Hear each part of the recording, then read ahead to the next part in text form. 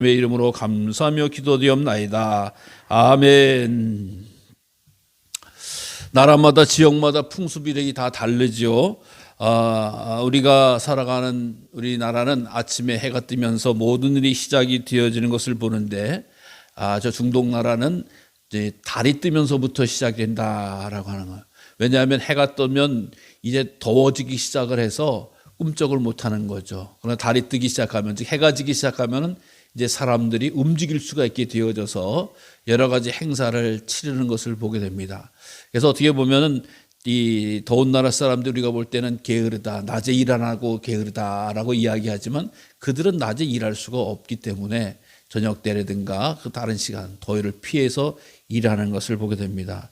특히 고대 중동의 풍습 가운데 결혼식을 풍속을 보면 이제 신부의 집에 신랑이 와서 결혼을 하게 됩니다.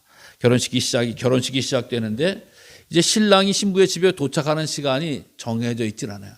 요즘 같은 경우 우리나라 사람들은 시간관념이 너무 정확하죠. 옛날에는 코리아 타임 해가지고 30분 기본이다라고 이야기를 하면서 약속 시간 어기는 걸 자연스럽게 이야기합니다만 요즘은 그랬다면 큰일 납니다. 근데 반면에 우리가 다른 문화권에 가면 이 사람들이 3시간도 좋아, 30분도 좋아, 버스 시간도 언제 올지 몰라. 이게 흔한 일이지. 아직도 그런 데가 많이 있더라고요, 보니까. 유럽이건 선진국이든 어쨌든 그런 나라들, 그런 데가 많이 있어요. 어쨌든 결혼식을 하는데 신랑이 와야지 결혼식을 하지, 신랑 없이 결혼식 할 수 있는 거 아니에요. 근데 요즘 같은 경우는 어디쯤 오고 있다 다 할 수가 있지만 과거에는 연락할 방법이 없잖아요. 출발했대더라. 그러면 이제 기다리고 있는 거야. 내 나름대로 계산해서 예를 들어서 어디서 출발했더라 하면 한 2시간 뒤면 오겠지라고 기다리는데, 우리가 알다시피 여행을 하고 길 가다 보면 알 수 없는 일들이 참 많이 생기는 것을 보게 됩니다. 꼭 정해진 스케줄대로 되지 않는 게 인생이기도 하고 또 여행이기도 해요. 그래서 여행을 많이 다니는 사람들이 이런 항상 그 마음의 여유를 갖지, 아니 왜 10시에 오기로 했는데 왜 안 오는 거야? 이렇게 생각을 하고 있으면 참 답답한 거예요. 본인만 힘들어요. 오다 보면 때로는 무슨 바퀴가 빠질 수도 있고 무슨 사고도 날 수도 있고 간단한 무슨 일도 생길 수 있기 때문에 참 여러 가지예요. 그래서 무조건 기다리고 있는 거예요. 그러다가 신랑이 오면은 신랑 왔다라고 하면서 잔치를 하게 되는 거죠. 잔치를 하게 되는데 잔치를 밤에 하니까 지금이야 전기가 있지만 옛날에는 뭐예요? 석유 등잔을 준비해야 된다. 그래서 우리가 알다시피 지혜로운 처녀는 등잔을 잘 준비해서 정말 신랑과 함께 잔치자리에 들어가게 되어지고, 게으렀던 사람 석유를 준비했지 등잔을 준비하지 못한 사람은 깊은 밤에 도착했던 신랑과 함께 결혼식에 참여하지 못했다라고 하는 것을 우리가 말씀을 통해서 알 수 있어요. 그래서 그러면 신랑 맞이하는 것도 깨어 있으라. 그래서 맞이하라 라고 하는 모습처럼 우리가 신랑 대신 예수님을 맞이하는 시간에 있는데, 믿음의 자녀들, 신부된 자들은, 교회와 성도들은 깨어 있어서 주님을 맞이할 때가 되어졌다라고. 이제 2024년도 달력도 한 장도 반장밖에 안 남았죠. 이제 15일 지나면 이제 25년도가 시작되는 거 아니겠습니까? 참 시간도 빨리 갔다라고 시작을 하게 됩니다. 참 시간도 빨리 가고 참 여러 가지 일도 생겼다라고 하는 것. 특히 연말에 국가적인, 세계적인 뉴스가 한국에서 발생할 줄은 누가 알았겠어요. 그래서 많은 사람들이 불편하거나 또 많은 사람이 큰 어려움에 빠지는 경우가 생긴 것도 알 수가 있는 거 아니겠어요? 정말 이걸 알고 있었다고 하면, 준비하고 있었다라고 하면은 참 좋았을 텐데 그러지 못하는 것을 보게 됩니다. 한 나라의 어떤 이런 큰 변란도 알지 못한 때에 일어나는데 세계 역사의 주관자가 되신 주님께서 오시는 것 우리가 도저히 알 수가 없다. 그래서 말씀대로 신랑 대신 예수님 출발하셨으니까, 제레미지로 출발하셨으니까 오시기를 깨어 기대할 수밖에 없는 게 우리들의 모습이다. 출발하셨다니까. 그래서 정말 우리가 믿음으로 영적으로 잘 깨어서서 기도하고 준비하면 놀라운 복과 은혜를 누리는 백성이 될 줄로 믿습니다. 오늘 본문의 말씀은 빌립보서의 말씀입니다. 빌립보서라고 하는 것은 빌립보에 있는 교회를 이야기하죠. 교회에게 사도 바울이 편지한 그런 서신이죠. 사도 바울은 로마에 있어서 감옥에 있는 사람이에요. 또 이 빌립보 사람들은 빌립보 지역에서 신앙생활을 하고 있는 사람들인데 그들에게 편지를 보냅니다. 이것은 빌립보 교회가 먼저 사도 바울을 염려하고 걱정했습니다. 왜냐하면 사도 바울이 로마의 감옥에 있었어요. 또 연로했습니다. 병들고 힘든 그런 얘기를 듣게 되어져서 걱정하는 의미가 많이 있었어요. 그래서 에바브로디도라고 하는 사람을 통해서 빌립보 교회에서 헌금을 했어요. 그래서 사도 바울에게 전하면서 그 돈을 헌금을 전하면서 감옥에 계시지만 몸도 요양하시고 또 복음 전도하는 데 쓰십시오라고 해서 보내줬던 거예요. 그러다가 다시 돌아오는 에바브로디도 편에 빌립보서를 써서 준 거예요. 그래서 빌립보서를 에바브로디도가 갖고 와서 빌립보 교인들에게 전해주고 낭독했다라고 하는 거예요. 그래서 특징은 뭐냐? 이 노년에 이르렀고 또 감옥에 있고 병든 사도 바울이 빌립보 교인들에게 해줬던 말씀이 바로 기뻐하라, 기뻐하라. 아니 병든 사람 아파서 오히려 밖에 있는 사람이 걱정해야 되고 연세 드신 어르신을 걱정해야 되는데 그 어른이 밖에 있는 성도 여러분 기뻐하십시오, 기뻐하십시오. 내가 기쁘지 않으면 다른 사람이 기쁘라고 그러지 않아요. 내가 기쁨을 아니까 야 너도 기뻐했으면 좋겠다, 기뻤으면 좋겠다라고 하는 편지를 쓰는 것이 내가 지금 괴롭고 슬픈데 누구 보고 기뻐하라는 거야. 근데 사도 바울은 그런 형편과 처지에서도 기뻐하고 있었고 오히려 밖에 있는 성도들에게 당신들 항상 기뻐하라라고 하는 아주 글로 남기고 보낼 수 있었다라고 하는 것입니다. 여러분 올 한 해 열심히 잘 살아오신 줄로 압니다. 또한 이 삶 가운데 여러 가지 기쁨도 슬픔 여러 가지 일도 있었지만 기쁨으로 은혜스럽게 잘 마무리할 수 있는 성도님들 되시기를 바랍니다. 하나님 우리를 기쁨으로 지셨어요. 그래서 정말 세상을 짓고 나서 참 보시기에 어땠더라?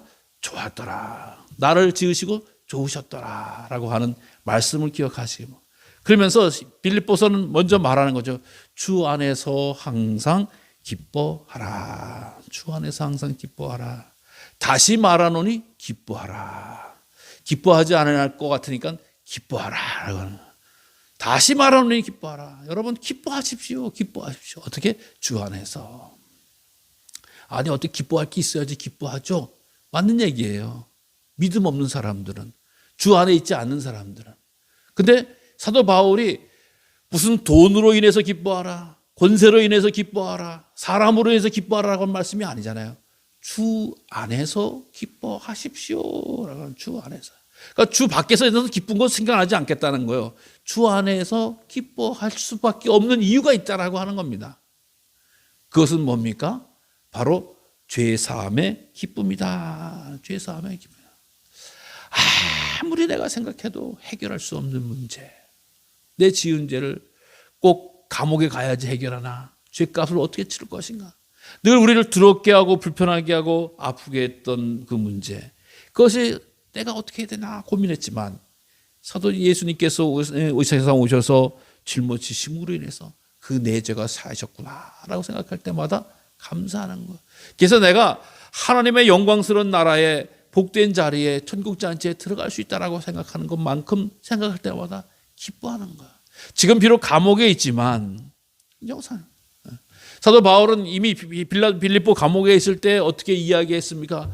빌립보 감옥에 있을 때에 찬송과 기도했다라고 하는 찬송과 기도했다. 빌립보에서도 감옥에 갔었잖아요. 근데 거기서 찬송과 기도할 때에 이 옥문이 흔들려가지고 구출되어지는 역사를 감당했거든요. 그러니까 사도 바울은 어디든지 간에 주 안에만 주님만 생각하면 기뻐했다라고 하는 겁니다. 사랑하는 성도 여러분, 올 한 해 아무리 힘들고 어려운 일이 만날 때도 주 안에 있는 우리는 주 안에서 기쁨을 회복하시고 기쁨을 찾으시기를 간절히 부탁을 드립니다. 주님 안에서 얼만큼 기뻐하셨나요? 정말 우리 성도님들이 참 기뻤으면 좋겠어요. 주님 안에서 참 기뻐했으면 좋겠어요. 세상 일을 생각하면 기뻐할 사람이 어디 있겠어요? 자식 생각하면 기뻐할 사람이 얼마나 되겠어요? 재물 생각하면 기뻐할 사람이 얼마나 생각해요? 나라 생각하면 정말 골치 아픈 사람은 얼마나. 그러나 주 안에 있는 일은 우리 기뻐할 수 있다. 주 안에 있는 우리 기뻐할 수 있다. 왜? 주님이 나의 영원한 죄와 심판을 멸해 주시고 구원해 주셨다라고 하는 사실입니다. 그리고 또 주님이 나를 자녀 삼아 주셨다라고 하는 기쁨을 항상 기억해요. 주 안에 있는 우리는 하나님의 자녀입니다. 주님 안에 있기 전에는 죄의 종이었습니다. 죄의 노예였다는 겁니다. 사단의 노예였다라고 하는 겁니다. 예수 안에 있는 우리는 하나님의 자녀가 되는 겁니다. 하나님께서 우리를 자녀 삼으신 이유는 다른 게 아니잖아요. 하나님의 은혜와 복을 우리에게 그대로 주기 위해서다라고. 내가 만약에 양자를 두고 삼았다, 양녀를 두고 삼았다라고 하면은 그 왜 그를 삼는 거예요? 내 재산을 다 주기 위한 거예요. 나의 권세를 다 주기 위한 거예요. 그래서 나 자녀 삼은 애는 정말 횡재를 얻는 거 아니겠습니까? 어떻게 보면 이름도 몰라 부모도 몰라 그랬던 아이가 어떤 능력 있는 유능한 사람에게 들어가게 되어지면 부모된 자로부터 다 부여받는다라고 하나. 그래서 로마서에서 말씀하셨더니 우리는 주 안에서 양자되어졌기 때문에 하나님의 모든 권세와 축복을 그대로 우리에게 주어주신다라고 하나. 말로 닿을 수 없는 큰 축복이라는 거죠. 그래서 내가 주님의 자녀된 걸 생각할 때마다 기쁨이 충만해 주시다. 또 하나님의 일꾼이 된 기쁨이 있어야 된다. 오늘 이어서 당회와 구역회를 하지만 내가 1년 동안 하나님의 자녀로 부름을 받아서 또한 집사로 권사로 또 장로로 목사로 부름을 받았는데 주님 왜 내게 이 일을 직분을 주셨어요?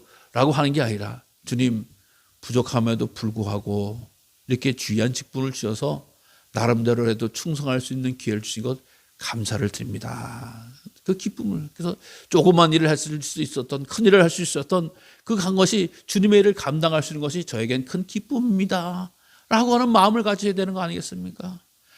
나는 사실 장로급 되는데 날 집사로 여긴단 말이야, 부른단 말이야, 이런 잘못된 이야기가 어디 있겠어요? 주님 부족함에도 연약해도 나를 불러주셔서 귀하게 여겨서 충성스럽게 여겨서 직분을 주시고 제가 그래도 맡은 바는 최선을 다하려고 힘쓰고 그것을 생각할 때마다 감사합니다.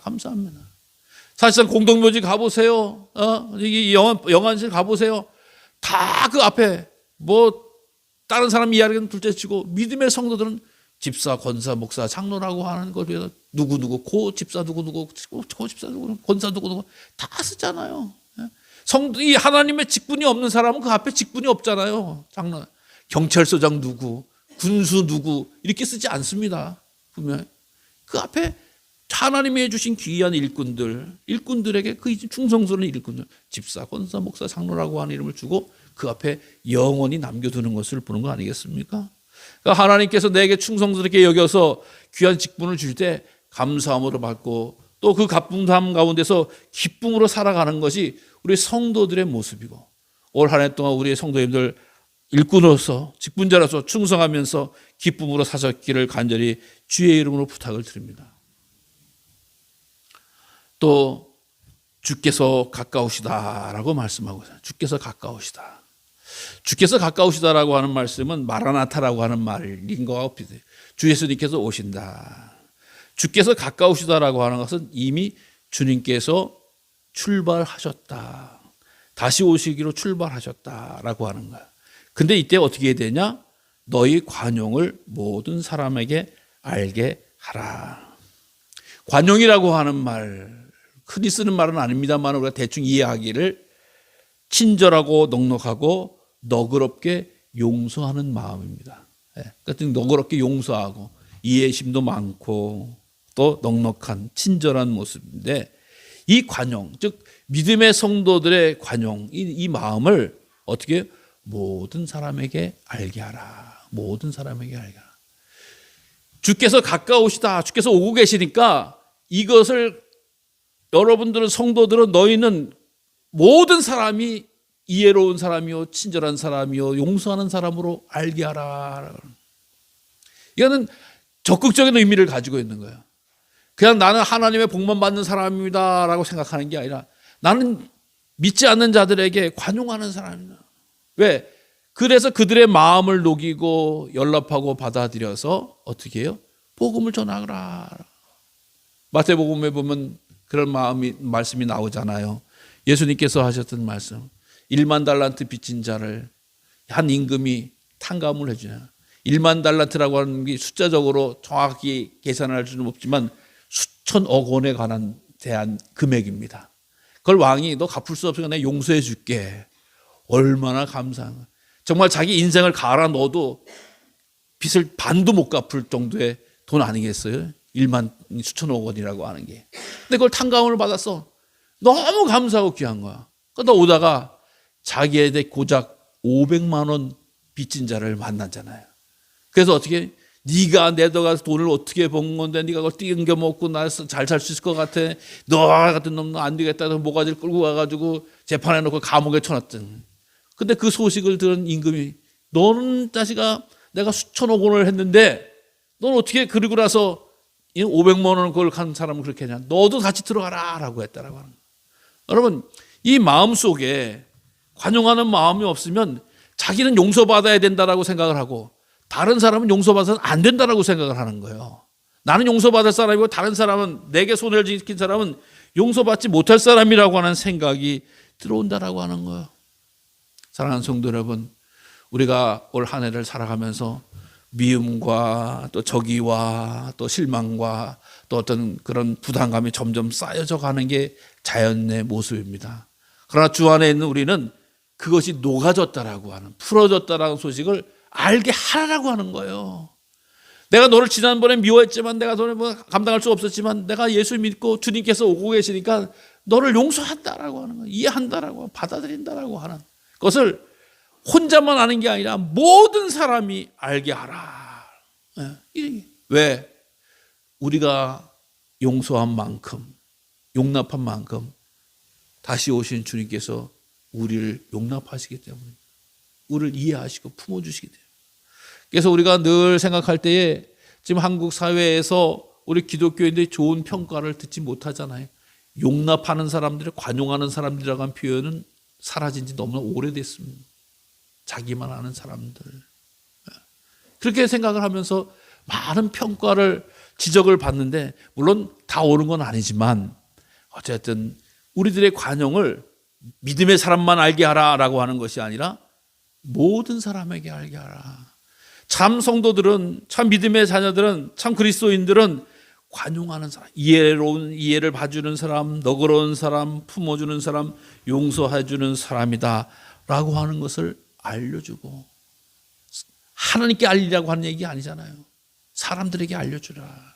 여러분, 우리들의 삶이 관용으로 나가는 그런 삶이 되시기를 바라고, 또 다가오는 새해에도 담에 쌓여진 것이 아니라 녹아지고 무너져서 이해하고 연락하는 그런 해로 만날 수 있는 우리 성도님들 되시기를 간절히 부탁을 드립니다. 또는 아무것도 염려하지 말고 다만 모든 일에 기도와 간구로 너희 구할 것을 감사함으로 하나님께 아뢰라. 올 한 해 동안 얼마나 많이 염려하셨어요. 그렇죠? 염려 많이 하셨죠? 사람이 염려밖에 할 게 없는 것 같아요. 맨날 염려하시는. 하나 지나가고 나면 또 염려할 것, 또 지나가고 나면 또 염려할 것, 얼마나 많아요. 근데 사람들이 염려하는 것에 대해서 연구를 해봤던 학자가 뭐라 그랬어요?